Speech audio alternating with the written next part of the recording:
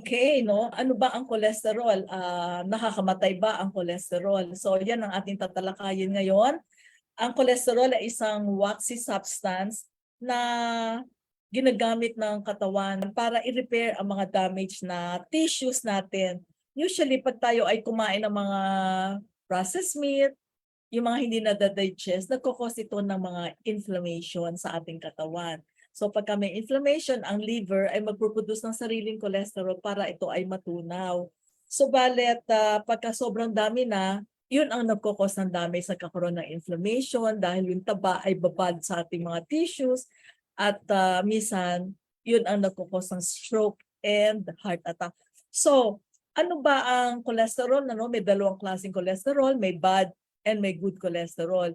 HDL, yun yung good. LDL, para hindi tayo malito, lechon. Lechon de leche. Para hindi natin makalimutan yun. Ano nga ba yun? Napag-aralan ko, ano ba yung bad cholesterol dito? So, pag LDL, lechon de leche, bad yun. So, para matandaan natin, no? HDL, good cholesterol. So, kailangan talaga natin ang good cholesterol dahil ito ay nagtatanggal ng fat sa ating katawan. Tinatanggal niya from the arteries para tunawin. Yun ang trabaho ng good cholesterol. Ang bad cholesterol ay nagdadala ng mga taba sa arteries. Kaya nagkakaroon ng inflammation, nagkakaroon ng tinatawag na bara na nagkukos ng heart attack at mga stroke. Yun yung bad cholesterol. So, nakakamatay ba ang high cholesterol? Ayan, yan ang mga tanong natin. Nakakamatay nga ba?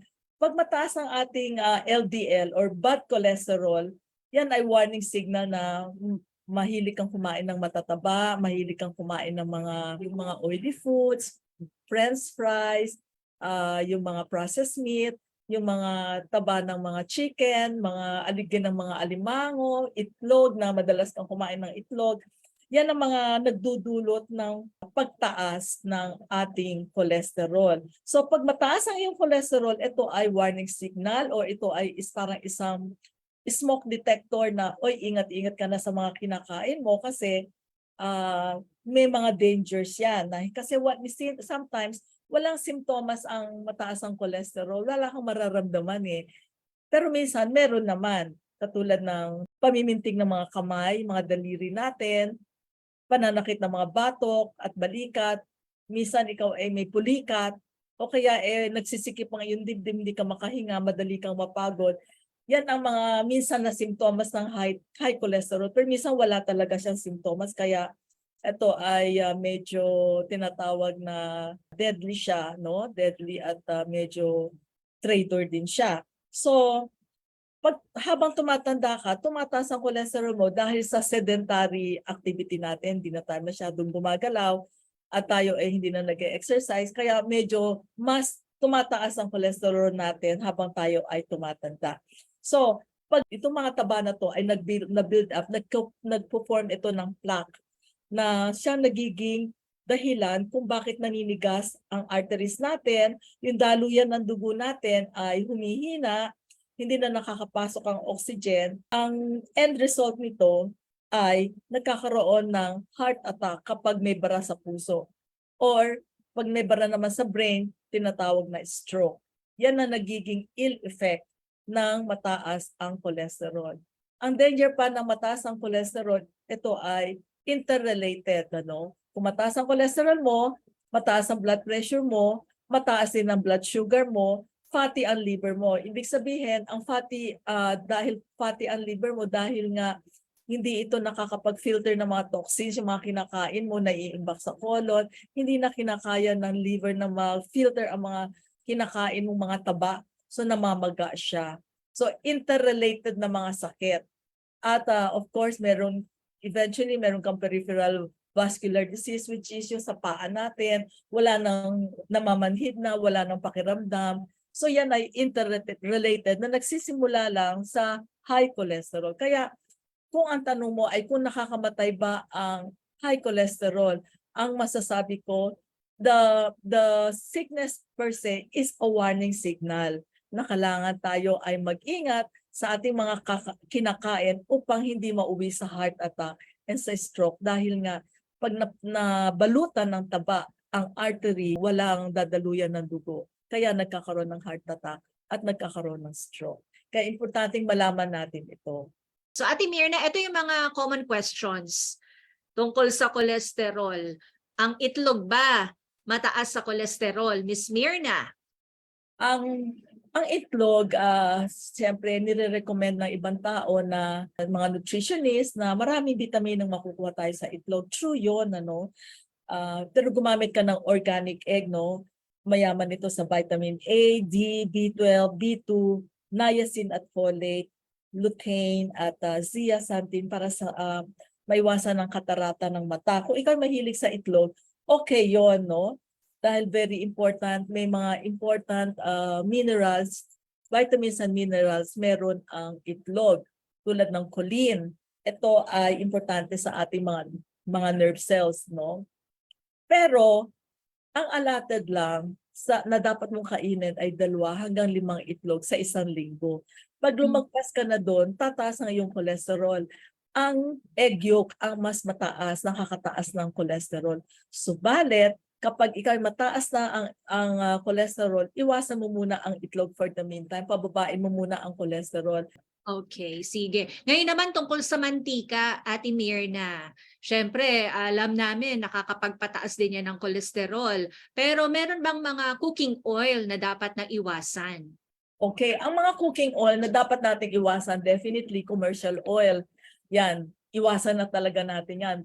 Aside from bad fat yan, mga lard, margarine, yan ay talagang dapat iwasan. Ano? Yung mga frequently na ginagamit na paulit-ulit, yan ay talagang lahat ng sakit ay makukuha mo doon dahil yan ay magre-release ng free radicals. So, 3 kategorya dapat natin matutunan sa anong klaseng cooking oil ang gagamitin natin, best oil. Ina-categorize ko sila into 3, saturated fats, monosaturated at polysaturated. Okay, ang saturated fat, ito ay most stable when exposed to heat. Yun yung ating iniiwasan. Yung pag nag-change ng state siya, nagre-release ng free radicals. So, ito, ano yung most stable na fat na best use na dapat natin gamitin ay tinatawag na coconut oil and palm oil. Yan. Ang tagalagang no-no na nabibili natin sa lahat ng cooking oil sa merkado, canola oil, ang mahal-mahal pa naman, ano, corn oil, yung mga mamahalin, ano, akala natin safe. Hindi pala. Kasi sila ay nakakategorize sa polyunsaturated fats. Pag na-expose sa high temperature, sila ay nagre-release ng free radicals. So, na-advertise sa TV, mga corn oil, good for the heart, mga ganon. Sa akin na pag-aralan, hindi pala sila safe. To avoid confusion, siyempre, kung ano na bang gagamitin ko, 2 lang ang dapat natin matutunan. 1, gumamit lang ng tubig sa paggigisa ng ating mga garlic at saka onion. So gamit na lang para hindi na gumamit ng oil kasi medyo nako-confuse tayo. At paminsan-minsan kung gusto natin gumamit ng pampirito ng mga fried foods na minsan nasasabik tayo, coconut oil ang safe na use for cooking. Okay, Ate Mirna, sa ngayon, sabihin nila, may mga tao na kumakain na lang ng mga gusto nila, pero umiinom na lang ng cholesterol pills. Okay po ba yon o delikado ba yon, Miss Mirna? Again, ang cholesterol pills ay hindi natin nire-recommend dahil ang statin, simvastatin, atorvastatin, lovastatin, lahat ng tatin, statin, Lipitor, ito ay hindi natin nire-recommend. Una-una, ito ay nire-recommenda ng mga doktor para mapababa ang ating cholesterol level. Subalit, sad to say, you will take it for life at hindi bababa ang iyong cholesterol level kung hindi ka mag-change ng lifestyle. So yan. So iinumin mo for life. Ano ang danger ng pag-inom ng mga cholesterol pills? Yan ay maraming danger. Mas mauuna kapag mamatay kesa mataas ang cholesterol mo dahil sa side effects na meron ibinibigay ang mga statin na ito. Tinatanggal niya ang Q10 sa ating katawan na beneficial sa ating heart. So, dinidestroy niya ang ating mga nerve function, muscle function. Kaya ang side effect ng statin ay easy fatigability, muscle weakness, heart failure, liver problem, nerve damage, depression, cancer, at pag-decrease ng testosterone level. Bigyan niyo po kami, Ate Mirna, ng mga pagkaing nagpapababa ng kolesterol. Okay, ating uumpisahan ang tinatawag na ABC. A, avocado. Apple, yan. B, berries. C, citrus fruits. Ang avocado ay may tinatawag na good fat na nagpapababa ng ating kolesterol. Ang apple, alam natin, an apple a day drives the doctor away. Ang mga berries, no, tulad ng strawberries, blueberries, blackberries, ito ay rich in antioxidant. No? Pagka rich in antioxidant, siya ay destroyer ng mga free radicals. Ang citrus fruits, high in soluble fiber para ma-flush ang mga toxins sa ating katawan. Maganda ito, may flavonoids at ano ang mga example nito? Dalandan, orange, lemon, grapefruit, kalamansi. Yan ang mga citrus fruits recommended yan para mapababa ang ating cholesterol level.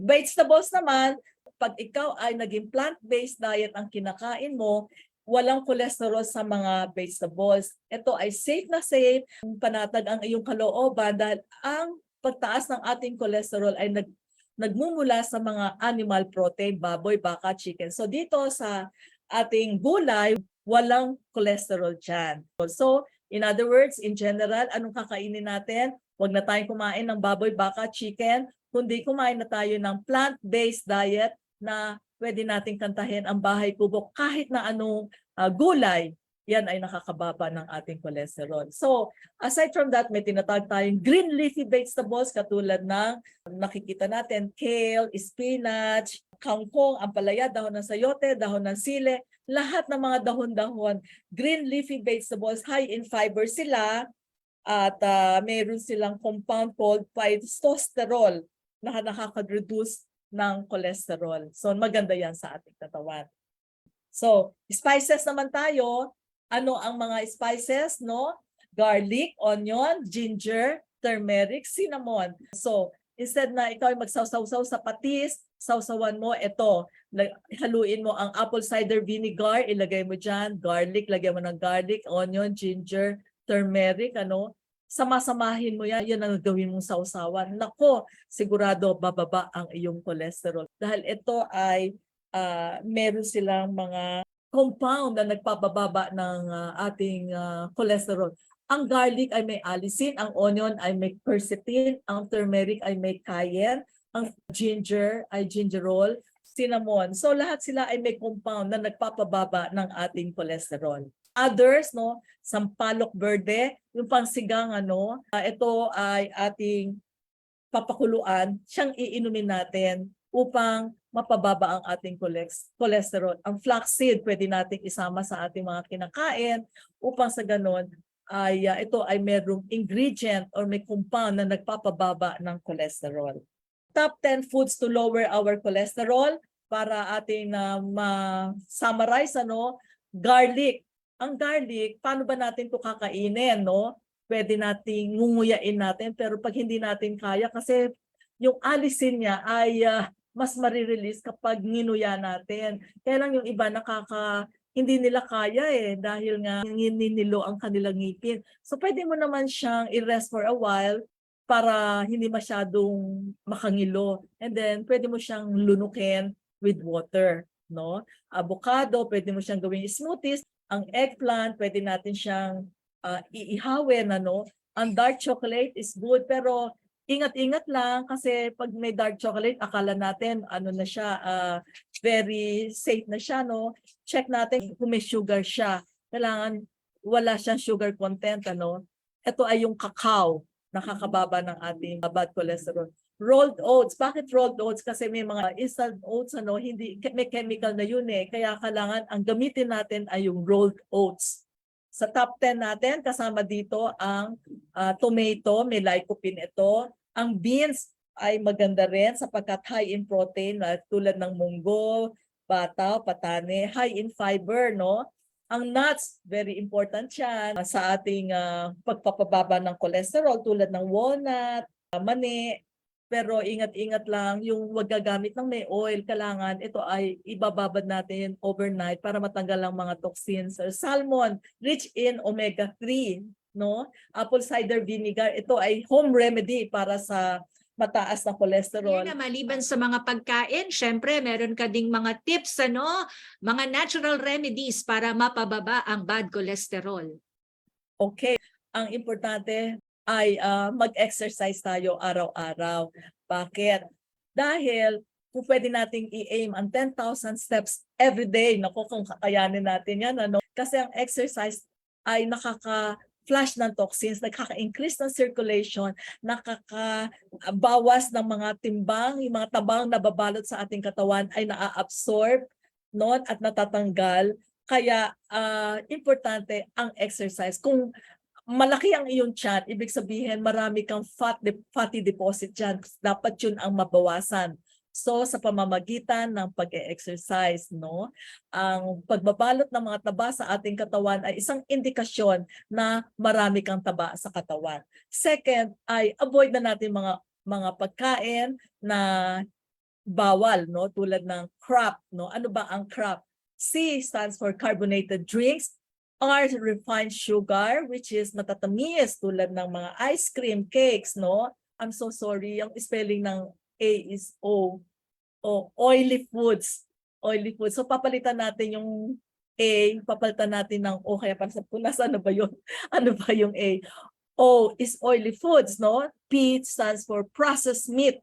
Mga ham, spam, hotdog, all these things, kailangan yung mga oily, aside from oily, sugary foods, ito ay ating dapat na iwasan. Of course, mag-water detox tayo. We have to drink 8 to 10 glasses of water. Pagising pa natin sa umaga, uminom tayo ng warm water, 4 na warm water, 4 na glasses of warm water.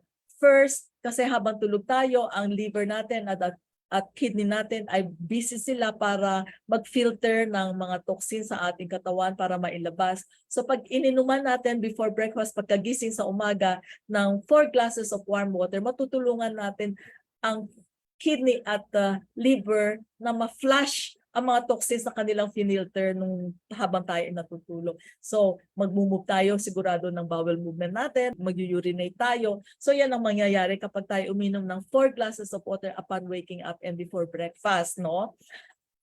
Bakit warm water?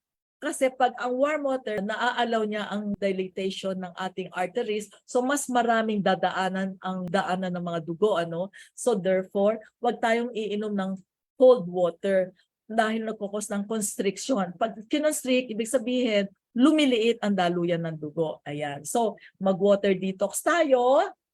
8 to 10 glasses of water. Warm water. Reflexology. Ano tong reflexology na ito? Every time na tayo ay kumakain, tayo ay maglagay ng goma sa dulo ng ating daliri. Ito, aking ide-demonstrate ito.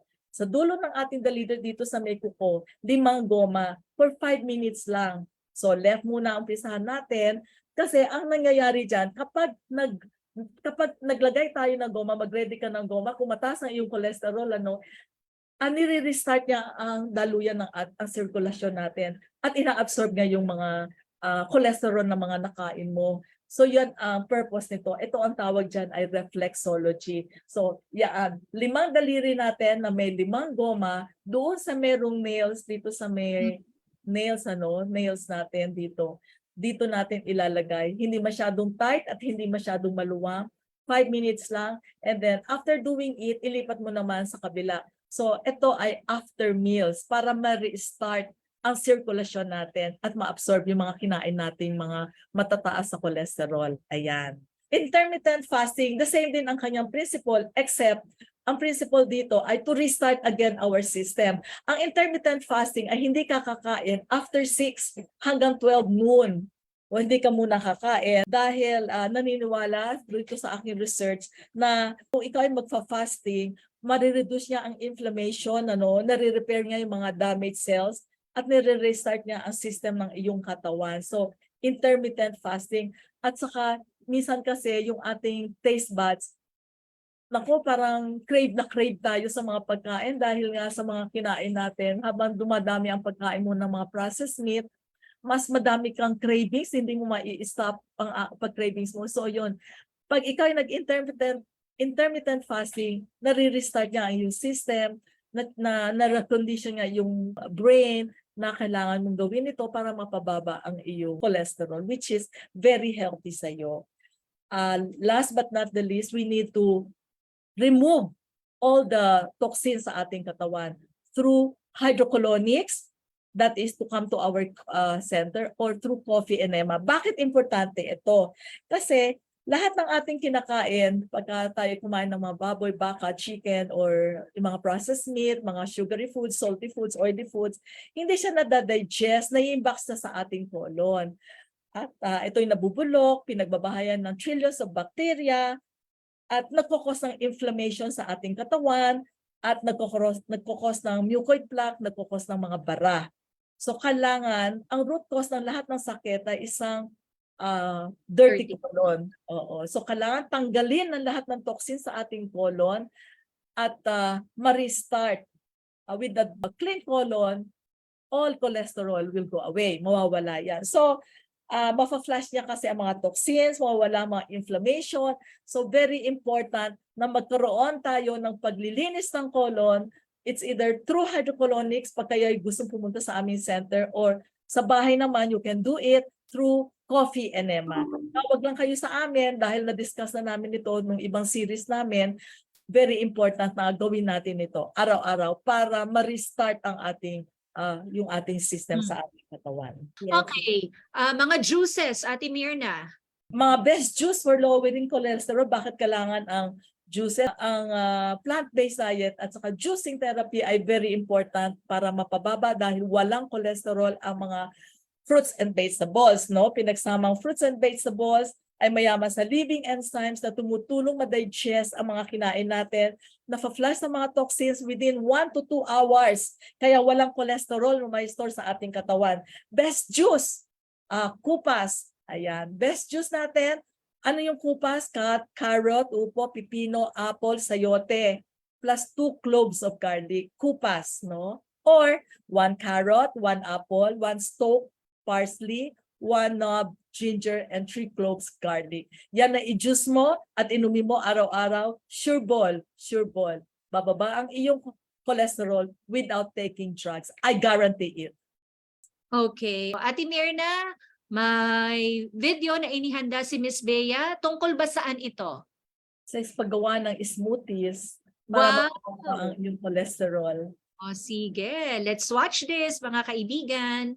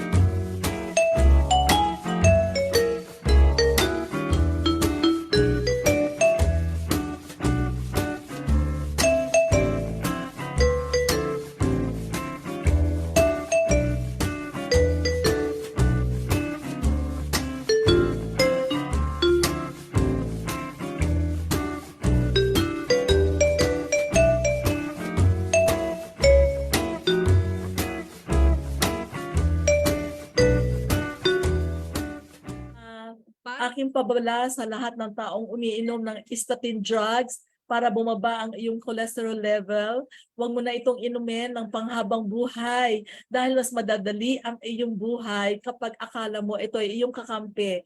promise, kasi yan ay aking naranasan sa aking buhay. Kaya aking sineshare sa inyo, tigilan nyo right away. At kayo ay mag-change ng lifestyle at inyong gawin ang ating pinag-aralan ngayon. I guarantee you, bababa ang iyong cholesterol na hindi mo na kailangang gumastos ng marami sa mga cholesterol pills na meron ka.